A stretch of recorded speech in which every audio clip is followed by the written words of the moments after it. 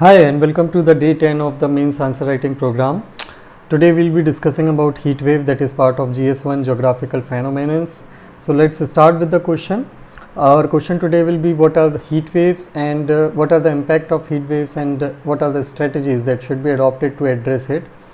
There are three parts of this question, as we can see. First is we will have to define what are heat waves.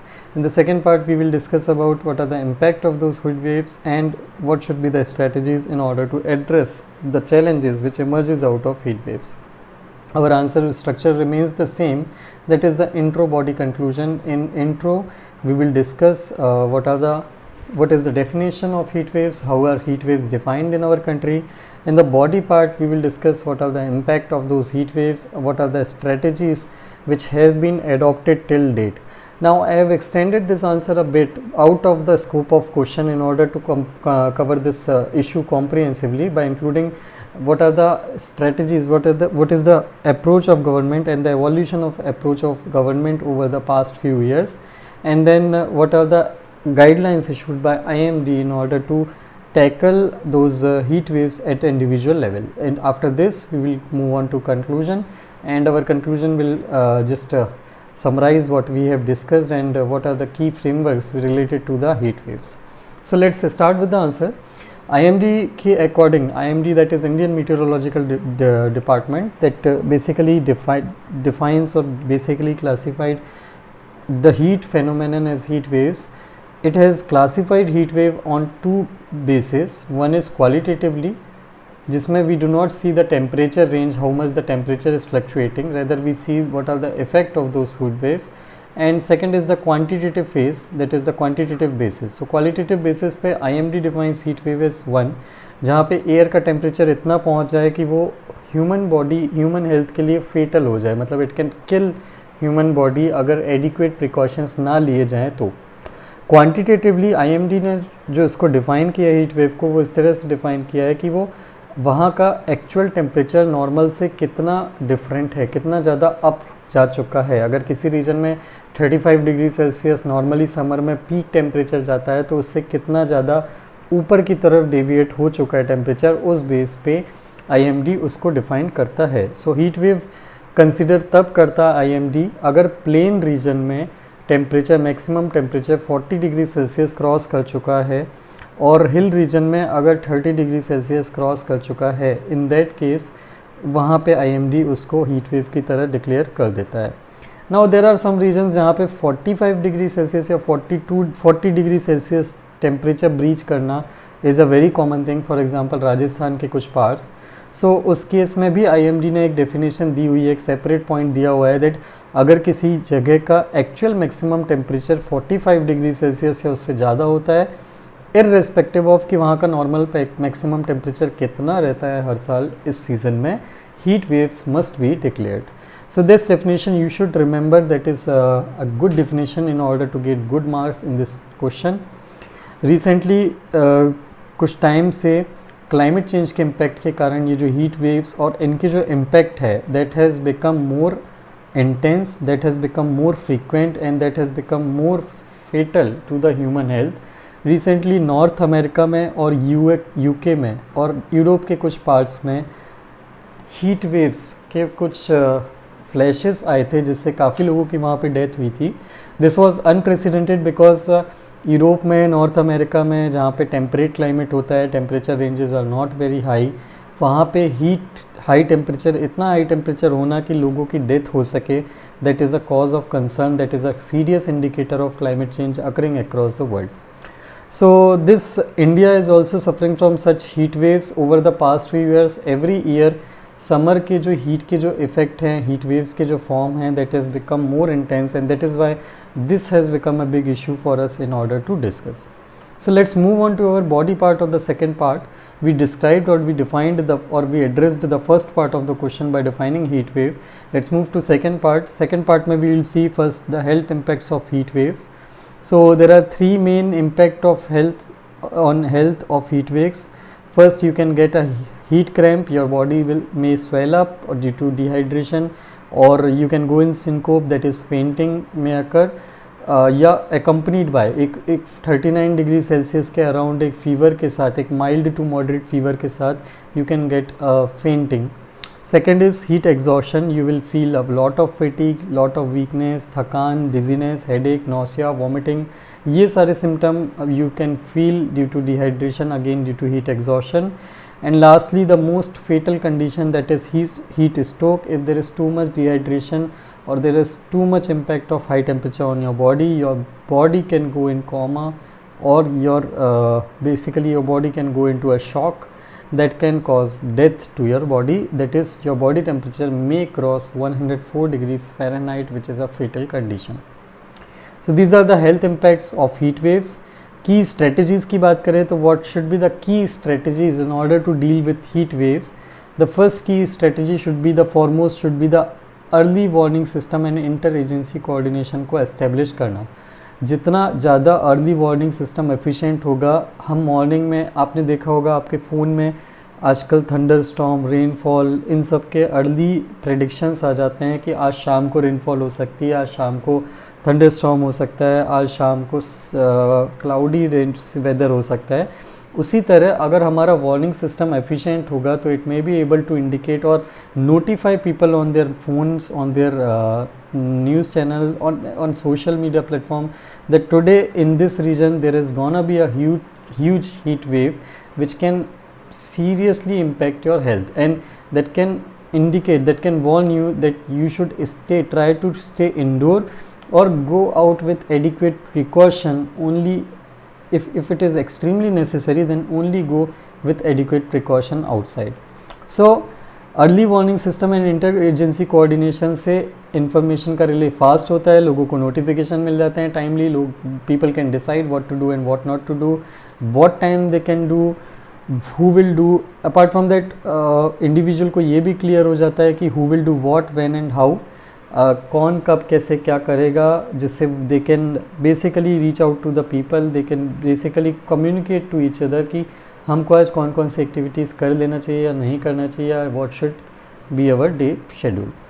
The second key strategy which we should adopt is capacity building and training programme for health care professionals. हमारे health care professionals particularly जो grass root level पे हैं, that is like nursing staff हो गया, paramedical staff हो गया, आशा workers हो गए, they are not currently trained कि अगर कोई हीट वेव से इम्पेक्टेड पर्सन एडमिट हुआ है या OPD में आया है तो how to deal with them adequately.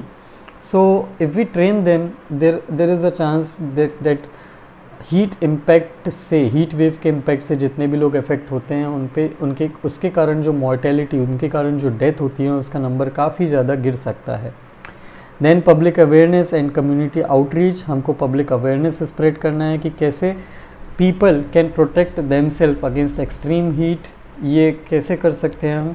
That is IEC material, information, education and communication, like pamphlet, poster, advertisement, television, commercial, जो भी मेथड ली जा सकती हैं लोगों तक मैसेज सेंड करने के लिए, उन टूल्स का यूज़ करके लोगों तक अवेयरनेस स्प्रेड करना है एंड डूज़ एंड डोंट्स उन तक पहुंचाना है कि आपको हीट वेव के टाइम पे क्या करना चाहिए और क्या नहीं करना चाहिए. Then non government and civil society, NGOs and civil society के साथ कोलेबोरेशन करके हम लोगों को मैनेज कर सकते हैं हीट इम्पैक्ट जिस पे आता है, जो अपने आप को कैरी नहीं कर सकता है, जो अपने आप को हैंडल नहीं कर सकता है हीट इम्पैक्ट के कारण, किसी को इन्फॉर्म नहीं कर पाया, तो they can collaborate on making both public aware and also helping those who have been impacted by heat waves. So these are the 4 pillars of key strategies which should be used or which should be adopted in order to deal with heat waves. Next we move on to the evolution of government approach. हमारी government की जो approach है dealing with, in order to deal with heat waves, what has been that. हम इसको historically देखते हैं, मतलब past chronologically कि अभी तक कैसे उसका एवोल्यूशन पॉलिसी का हुआ है. सो 2015 के पहले तक हमारी कोई नेशनल लेवल कॉम्प्रिहेंसिव स्ट्रेटजी नहीं थी हीट वेव से फाइट करने के लिए. NDMA, that is the national disaster management agency, जो डिज़ास्टर मैनेजमेंट एक्ट 2005 के अंदर में एक की बॉडी है, की इंस्टीट्यूशन है on designing and promoting the policy related to disasters, various disasters.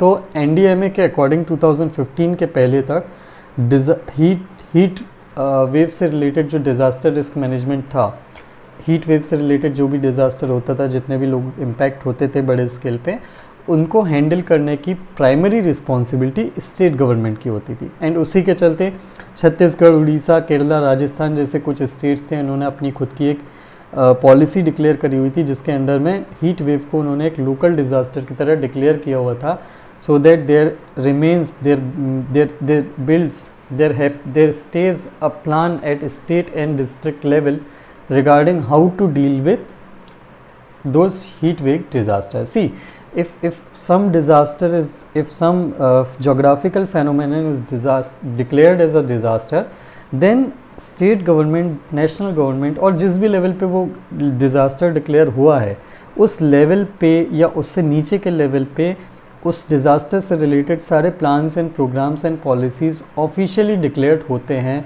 And that helps to quickly act in times of disaster. अगर कोई डिज़ास्टर, अगर वो डिज़ास्टर आया है तो एक जो ऑलरेडी प्लान बना हुआ है उसके अकॉर्डिंगली फास्ट मूवमेंट होता है in order to deal with that disaster, and that is why it is very important to recognise any geographical phenomenon which is affecting population at a larger scale. Okay, so before 2015 state governments जो थी that were primary responsible to deal with this heat waves phenomenon, and that is why कुछ states ने अपने states में heat waves को एक local disaster की तरह डिक्लेयर किया हुआ था, बट नेशनल लेवल पे हीट वेव्स जो हैं they were not notified as a disaster. इसके चलते एक प्रॉब्लम ज़रूर ये आती थी कि अगर कहीं बड़े स्केल पे हीट वेव्स के कारण कोई बहुत ज़्यादा डैमेज हुआ है, लोगों की लाइफ्स को इम्पैक्ट हुआ है, तो नेशनल डिज़ास्टर रिलीफ फंड जो है, नेशनल फंड जो है डिज़ास्टर से डील करने के लिए, उससे मनी ग्रांट करने में सेंट्रल गवर्नमेंट वाज रेस्ट्रिक्टेड। ठीक है, मतलब एक एक्स ग्रेशिया बेसिस पे कुछ मनी दे सकती थी just as a grant, but it was not officially defined कि इस केस में कितना ग्रांट दिया जाएगा, how should be cooperate, how should national government guide state government और हेल्प और state government in whenever there comes a crisis of heat waves. So 2015 के पहले नेशनल लेवल पे it was not notified as a disaster, लेकिन state governments जो थी they were authorized to spend up to 10% of funds under certain heads for heat wave relief। अगर चाहे state government तो 2015 के पहले तक they were allowed कि कुछ पर्टिकुलर पर्पस के लिए जो डेडिकेटेड फंड्स हैं, जैसे एग्रीकल्चरल सपोर्ट के लिए अगर कोई फंड है तो उसमें से 10% फंड वो हीट वेव से रिलीफ के लिए रिलीज़ कर सकते हैं। 2015 के बाद से टॉप मोस्ट जो ऑफिसर्स हैं, टॉप मोस्ट जो एक्लॉन्स है, टॉप मोस्ट जो हायरार्ची है पीएमओ के लेवल पे, it started to see heat waves, it started to look into the matter of heat waves, and वहाँ पे डिस्कशन चालू होने लगे।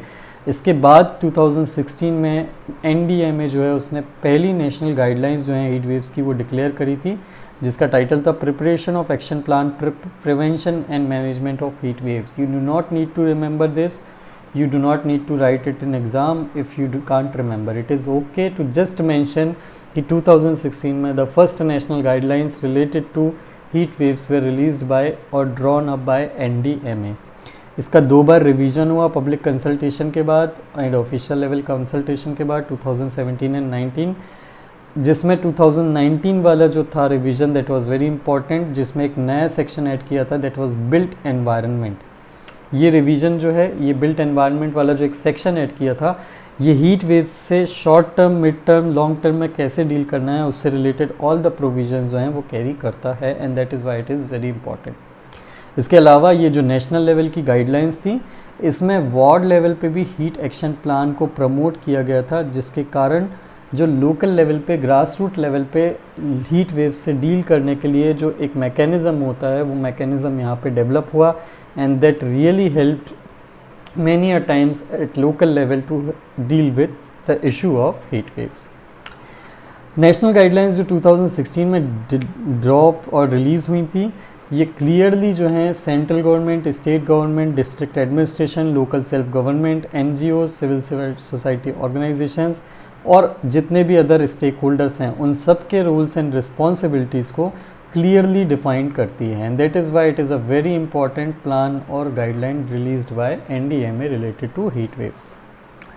So this is the most major initiative taken by government in order to deal with heat wave. What are the other measures which have been initiated to deal with heat waves? NDMA ने कुछ दूसरे measures भी लिए हैं, जैसे time to time based on the need वो outdoor workers जो होते हैं, जैसे कंस्ट्रक्शन या रियल इस्टेट या फिर डिलीवरी वर्कर्स होते हैं, जैसे जोमेटो के डिलीवरी बॉयज़ होते हैं, उनके वर्किंग आवर्स को रीशेड्यूल करने के लिए वो बोल सकता है या डायरेक्ट कर सकता है। ड्रिंकिंग वाटर कियोस्क बनाने का एक ऑफ़र, मतलब उस टाइम पे ये सर्विस प्रोवाइड कराता है। उसके बाद टैंकर्स के थ्रू वाटर सप्लाई कराता है in water deficient region, so that stroke के चांसेस ना आए लोगों में। उसके बाद स्पेशल शेल्टर होम्स बनाता है कि जैसे अगर कोई ट्रैवल कर रहा है तो उसको अगर बहुत ज़्यादा हीट वेव का कहीं पे एकदम से दोपहर के 2 बजे के टाइम हीट वेव का बहुत ज़्यादा इम्पैक्ट चल रहा है and a person can get affected, so रास्ते में शेल्टर होम्स की फैसिलिटी होती है जहाँ पे he can go and take some kind of relief for a bit until the impact of heat wave relieves. Then the health facilities में improvement की support कर रहा है, इम्प्रूवमेंट के लिए हेल्प कर रहा है। ORS पैकेट्स को स्टॉक कर रहा है, हेल्थ सेंटर्स में स्टॉक करने में हेल्प करता है, या फिर नियरेस्ट आंगनवाड़ी सेंटर्स में ORS के पैकेट्स को स्टॉक करने में हेल्प करता है, सो दैट डिहाइड्रेशन के कारण जो भी इश्यूज़ आए किसी को तो उसको इमीडिएटली ORS की जो है डोज, वो ORS का एक उसको शॉर्ट कहना चाहिए, एक सप्लाई दे सके, एक ड्रिंक दे सकें which can help in rehydrate. And lastly जो कूलिंग सिस्टम्स हैं, मतलब जितने भी रीजन्स हैं जहाँ पे ओपन जो टाइप के जो एरियाज़ होते हैं जहाँ पे एनिमल्स या ह्यूमंस रहते हैं, जैसे कि गौशालाज हो गए विथ फोडर बैंक्स, और या फिर कोई भी ओपन एरिया है जहाँ पे पीपल स्टेज या एनिमल्स रिसाइड या फिर एनिमल्स टेम्परली हैंग ऑन, सो वहाँ पे कूलिंग सिस्टम्स का प्रोविज़न बनाने में सपोर्ट करता है NDMA। So these are the other measures which have been taken by NDMA. These are not extremely important. If there is a 20 marker question which we have been 20 marker or 15 marker question which we have been given to write, then you can try to or strive to, you can put 2 or 3 points in order to make answer a bit more healthier or diversified. Okay. Lastly, what is the progress in making a foolproof disaster management plan against heat waves? Look, any approach, any action in our country can work when all the levels of the country, when all the levels of administration work at their own levels and coordinate with each other also. So कोई किसी भी disaster में, कोई भी disaster हो, the first thing we always need is a plan of action कि अगर वो चीज़ हुई तो हम क्या करेंगे immediately, क्योंकि time is the biggest currency, time is the most valuable thing whenever a disaster strikes. So the first thing we need is a plan at national level, then a plan at the state level and the plan at the local level. So इसमें अभी तक क्या progress हमारी country में हुई है? So between 2015 and 2019 17 heat wave prone states जो हैं, 17 स्टेट्स जो हीट वेव के लिए बहुत ज़्यादा प्रोन है, वल्नरेबल है, उन्होंने अपने हीट वेव एक्शन प्लान बना लिए हैं। See we already saw national level पे NDMA ने एक प्लान बना दिया है, स्टेट लेवल पे 17 स्टेट्स जो हैं, जो स्टेट्स जो हीट वेव के लिए वल्नरेबल हैं, उन्होंने अपने प्लान बना लिए हैं, और उनमें से भी 14 स्टेट्स जो हैं, 14 स्टेट्स के अंदर में 120 डिस्ट्रिक्ट्स और सिटीज़ जो हैं, उन्होंने अपने डिस्ट्रिक्ट लेवल प्लान उसके लिए प्रिपेयर कर लिए हैं to deal with heat wave. So these plans help state government to develop measures and strategies for heat wave assessment, forecast, preparedness and mitigation. मतलब बेसिकली डिज़ास्टर के जितने भी एस्पेक्ट होते हैं, ये प्लान उन सब को कवर करने की कोशिश करता है and ultimately gives a coherent approach in dealing with the issue of heat wave. So this was our body part of the answer. Conclusion में you can go with Sendai framework. First is Sendai framework dealing with disaster 2015 to 30। Sendai framework is the global framework जिसमें हर country strive to make its own country more and more disaster proof and more resilient against disaster. The second you can use is SDG goal. SDG गोल में either you can go with goal 3 that is good health and wellbeing की जो basically बात करता है वो, या फिर either you can go with SDG गोल 13 जहाँ पे steps the countries are required to take steps in order to deal with the impacts of climate change, and we have seen heat wave is one of the intensified form of impact of climate change. So you can either go with Sendai framework also, SDG framework also, or with both of them and can conclude your answer nicely. So हमने यहाँ पे एक अपना answer देख लिया। We saw कि हमने intro में हीट वेव को डिफाइन कर दिया, देन बॉडी पार्ट में हमने उसके इम्पैक्ट बता दिए कि स्ट्रेटजीज़ में we showed the pillars, what are the necessary pillars in order to deal with heat issue. Then we discussed the approach, evolution of government approach कि 2015 के पहले हमारा नेशनल प्लान नहीं था, 2016 में हमारा एक national plan dealing with heat waves develop हो गया. Then उसके बाद we listed the measures, other measures which have been taken by NDMA other than releasing the national guidelines on heat waves. And lastly we showed कि क्या progress है heat wave से deal करने के लिए नेशनल लेवल पे and state levels पे. And then we concluded our answer with the help of Sendai framework and SDG goals. So I hope this answer is clear to you, and I genuinely request again, please write the answer before you watch the video after watching the question. Thank you very much for watching the video.